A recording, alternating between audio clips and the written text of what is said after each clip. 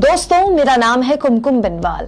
देश का शायद ही कोई राज्य होगा जहां कॉन्ट्रैक्ट में भर्तियां नहीं होती हैं। पहले जल्दबाजी में कम सैलरी में अलग अलग विभागों में सरकार कॉन्ट्रैक्ट में भर्तियां करती है, फिर सालों तक वो कर्मचारी उसी सैलरी पर काम करते रहते हैं, उनकी नौकरी भी पक्की नहीं होती है।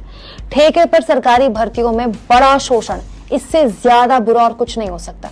हिंदी पट्टी के ऐसे कई राज्य हैं जहां ऐसे कर्मचारियों के आंदोलन की खबरें आती रहती हैं, खासकर चुनाव के वक्त। लेकिन इन सब के बीच एक राज्य के मुख्यमंत्री ने एक ऐसा फैसला लिया है जो तमाम राज्यों के मुख्यमंत्रियों के लिए एक मिसाल है।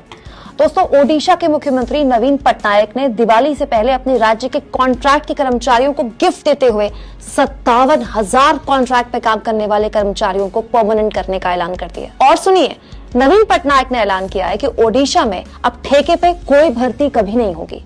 दोस्तों, ये फैसला ओडिशा सरकार पर 1,300 करोड़ रुपए का एक्स्ट्रा बोझ लगाएगा। फिर भी सीएम ने फैसला लिया, जो कि ऐतिहासिक है।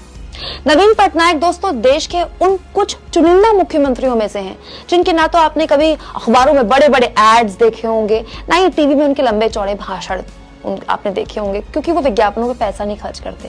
बिना किसी शोर शराबे के पिछले 22 सालों से नवीन बाबू ओडिशा को एक बीमार राज्य से देश के सबसे तेजी से आगे बढ़ने वाले राज्यों में से एक बना रहे हैं। जब भी कोई बेस्ट सीएम वाला डेटा निकल कर आता है, कोई भी एजेंसी ऐसा कोई रिसर्च करती है ना, नवीन पटनायक नंबर 2, नंबर 1 और नंबर 3 की लिस्ट में से एक होते हैं। दोस्तों, जब भी कोई नेता 22 सालों तक मुख्यमंत्री जैसे पद पर रहता है ना, तो उसमें घमंड आ जाता है, अहंकार आ जाता है, वो जनता से दूर हो जाता है। ये होता है, हर किसी के साथ होता है।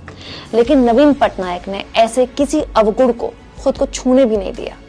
क्या आप जानते हैं, नवीन पटनायक शायद देश के इकलौते ऐसे मुख्यमंत्री हैं जो अपनी राज्य की भाषा नहीं बोल सकते, नहीं आती उनको बोलनी, लेकिन उससे ऊपर जाकर नवीन पटनायक ने अपने राज्य के लोगों के मन की बात समझी और पूरी तरह से कॉन्ट्रैक्ट भर्ती ही अपने राज्य में खत्म कर दी।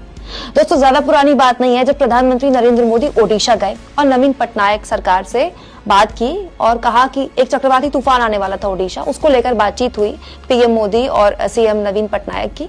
और पीएम मोदी ने कहा कि केंद्र सरकार आपको 500 करोड़ रुपए की मदद देती है। पीएम ने ऐलान किया और अगर आपको जरूरत होगी तो हम आपको और मदद देंगे।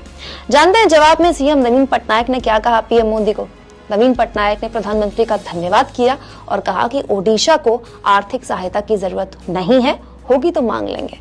दोस्तों, अपने राज्य में कॉन्ट्रैक्ट पर काम करने वाले कर्मचारियों को जितना पैसा खर्च करके नवीन पटनायक ने नियमित किया है ना, उतना तो हिंदी पट्टी वाले राज्यों की सरकारें अपने प्रचार में चैनलों और अखबारों में बांट देती है। इन सब के आगे नवीन पटनायक एक मिसाल है, जिन्होंने बस अपने फैसलों के बूते 22 साल तक सीएम रहने के बावजूद अपनी लोकप्रियता बनाए रखी। पॉलिटिक्स हो तो ऐसे ही।